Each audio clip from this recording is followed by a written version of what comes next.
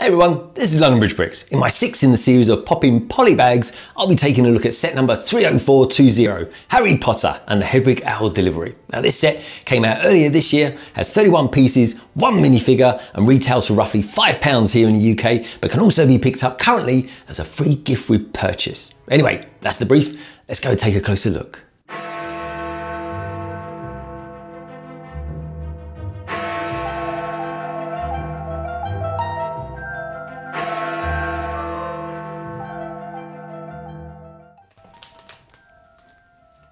So here he is then, the young wizard himself, Harry Potter. So we've got along the top here, we've got the Harry Potter logo, and underlining that we've got this magical sparkling thread. The polybag itself is aimed at ages 6+, and we've got this depiction here of the Great Hall in Hogwarts Castle.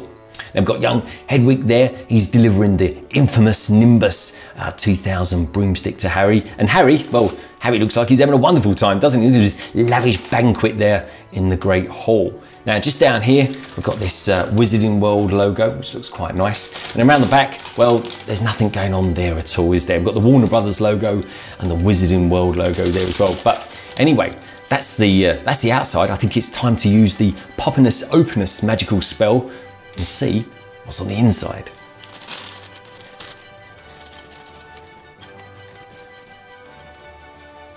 We've got some really cool magical elements in this set, haven't we? Here we go. There's we've got ourselves a little chicken drumstick there. He's pretty cool, isn't he? Then over here, we've got these great tiles as well. These are always very useful elements to have. They really are. What else we got? The golden goblets. That's pretty cool, isn't it? I'm liking them. That's a nice pearl gold there.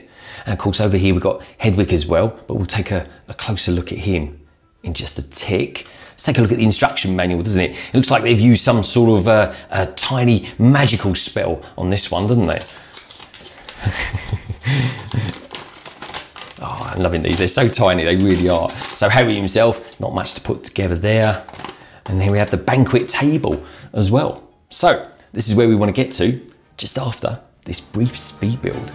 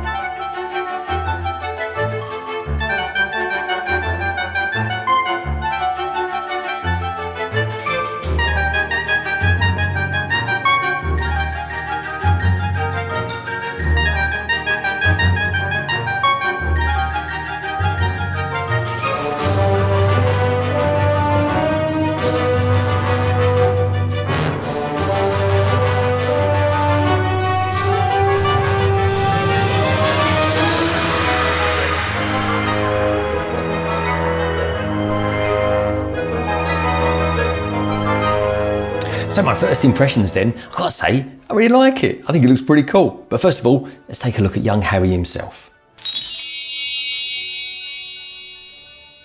What a fine looking young man Harry Potter was. Even in his minifigure forms, you can still tell that he was always going to be a good one. I really like him. I think he's cool. I think the striking thing he got here, of course, is the fact that he's got these tiny little short legs. I mean, I don't use this word very often, but it is kind of cute.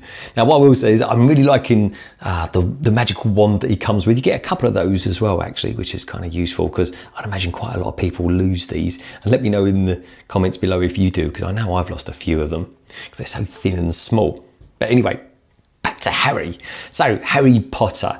I mean, it's just unmistakably Harry Potter, isn't it? I mean, you look at the hair there. I mean, it's a great looking hairpiece that he comes with. I love the way the light actually kind of reflects off it. It's kind of full of layers and everything like that. I think it looks really, really nice. And you look at that face. I mean, that face is Harry Potter. You've got the lightning bolt scar on his forehead there, and of course you've got the glasses as well, those round kind of John Lennon-esque glasses. But with this one, he looks like he's got quite a nice little chirpy smile on his face as well. He's probably been down to Diagon Alley or somewhere like that, purchasing some new spells and pencils and pens maybe, who knows. But then on the back of his head, you've got this alternative face as well. I like that. I think that looks pretty cool. He looking very, very scared there. But what's your favourite face? I think I kind of like that one. So we'll pop his hair back onto him there, and it's just got that nice split in the hair there, just to show off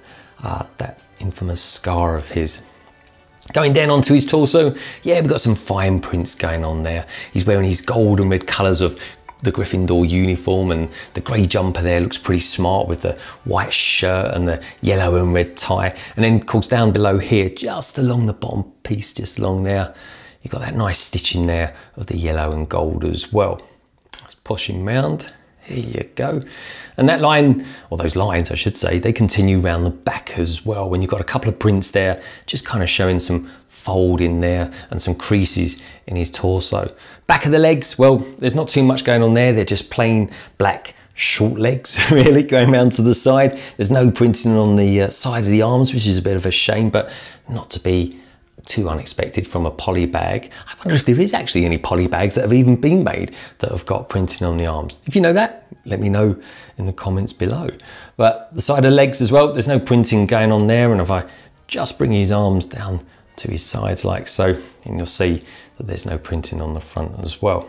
But I have to say though, even though he's sporting very young person's legs, which I think is kind of reflective of the era that Harry got his Nimbus 2000 broomstick, I think all in, he's a very smart looking Harry Potter.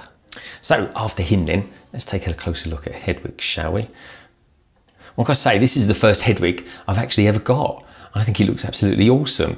I'm really liking the way the mould works with the feathers, and that also continues round the back as well. We've got this really nice, even though it's all in white, I think the mould they've used on it is really nice. And you've got the mould there, of course, with the tail part of Hedwig himself. Round the front, you've got this nice print along his body, and then you've got the nice printing as well for his eyes, kind of the yellow, the black and the white. It all really pops quite nicely. And on the bottom of that, you've got this little clip piece, which of course is holding on to the Nimbus 2000 in that famous scene where he delivers it to Harry in the Great Hall. Now, talking of the Great Hall, let's take a look at these pieces over here, shall we? Because I think they're pretty damn good. I really like them. You've got, like I said before, everyone, you know, you might not like everything that you get with a poly bag, but at the very least, you'll always get some useful parts here. And you've got these 1x8 tiles there. I think they're always useful. You've got these great, useful arched 1x4 bricks as well. I mean, they're just useful elements. I'm really liking the golden goblets you get there. I think they look absolutely cracking. And of course you fill them with whatever drink you fancy. And then you've got these muffins, of course, and the chicken drumsticks, which all in, I've got to say, sounds like a fantastic balanced diet, doesn't it? So all in then, what did I think of this particular poly bag? Well, I'm no Potterhead, but this is a good poly bag, and it's possibly actually one of my favourites as well. You get a young, dashing looking Harry Potter, you get a great looking Hedwig with the Nimbus 2000, and you get this really nice build here of a dark wooden table from the Great Hall with a fine banquet on top as well. So all in, if you fancy a poly bag full of Lego magic, then this is the one for you. Thank you as always for tuning in. If you like this video, please give it a magical thumbs up and let me know in the comments below if you would like to see me pop open a particular poly bag in this series. And don't forget, you can follow the channel on Instagram and Twitter. And if you're new around here, why not hop on and subscribe and become a big part of the LBB family. I'll leave you now with some videos that I think you might like.